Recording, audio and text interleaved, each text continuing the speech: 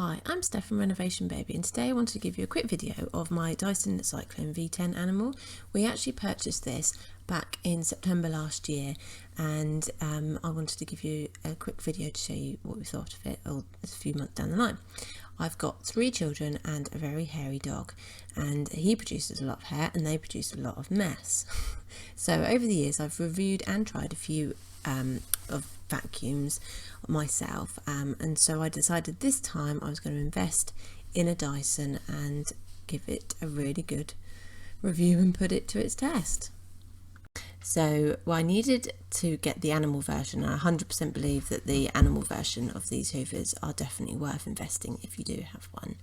So it all comes nicely packed. I purchased mine from Curry's because they were a good price at the time and easy to get to during lockdown. So you must make sure you charge it up before, as soon as you get it unboxed, and leave it to charge. There is actually even a sticker on there to tell you that you need to fully charge it before you even use it. So very easy to charge up. We have actually now got ours connected on the wall, so it comes with a wall mounting bracket, so we can leave it up on the wall plugged in, and then we just slot it back into the slot and it keeps it fully charged, which is absolutely brilliant to use. So I found it very easy to set up.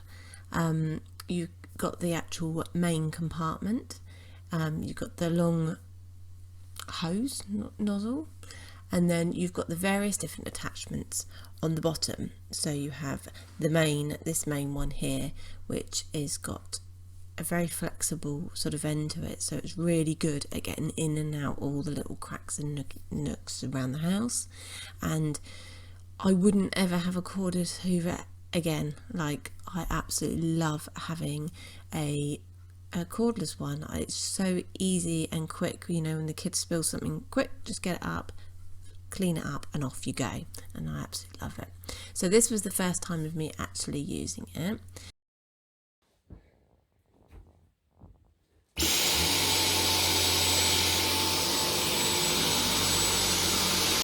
So yeah, I thought I'd let you hear how sort of loud it was and that. So it was really good. As you can see, it sort of, you know, glides across the carpet really easily. It also has a funny little noise when you let go of the thing, so I'll let you listen to that now.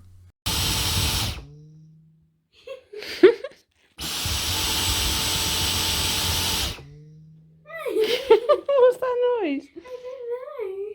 It also has 3 suction settings, maximum, medium and low, and as you can see, look how much hair, as soon as I turned it to maximum, that it picked up.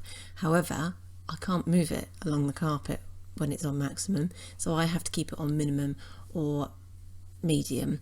But yeah, this is after I had vacuumed across the whole of the carpet, and I was really impressed on how it brought it up. So yeah, so I absolutely think it's amazing.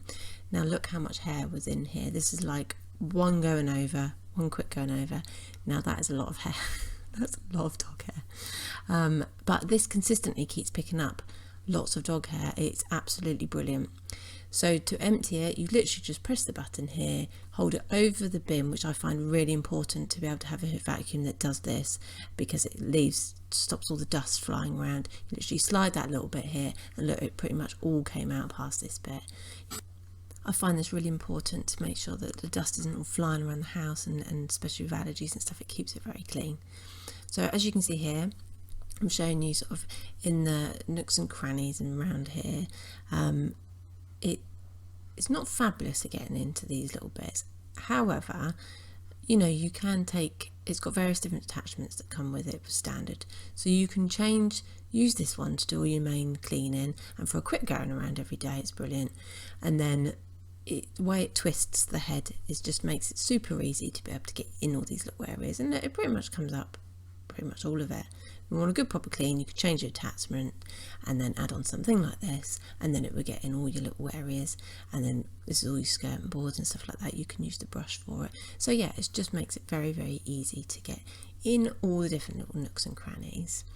So it also, yeah, here we go. I got my husband's dust from when we were doing some work in the utility room. So, and now look how well that brings it up.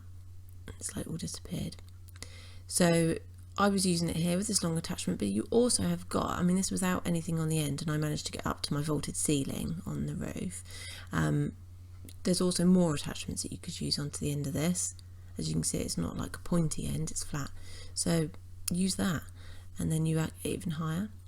Now you need to make sure you clean out the filters. This is the filter like this. You just take it out, very easy, twist it. You wash it under the sink, under the tap. It's got actually like a little picture of a tap on there to show you. Give it a really good clean out. It actually will tell you if the Hoover is so full up, the filter is so full up it needs cleaning out. However, try and keep on top of it so that it doesn't, and you can actually tell when it's dirty, because it's really difficult to, it doesn't pick up anything. So give it a good old dry for 24 hours and you're done. So we're absolutely over the moon with this. I'm so happy. I mean, like I said, we've had it in summertime last year and it's brilliant. Children use it, I use it, it's easy to use. Wouldn't have any other Hoover now. I've been converted to a Dyson. So thank you very much for watching. Click below to see the blog post and any more information. Thank you very much.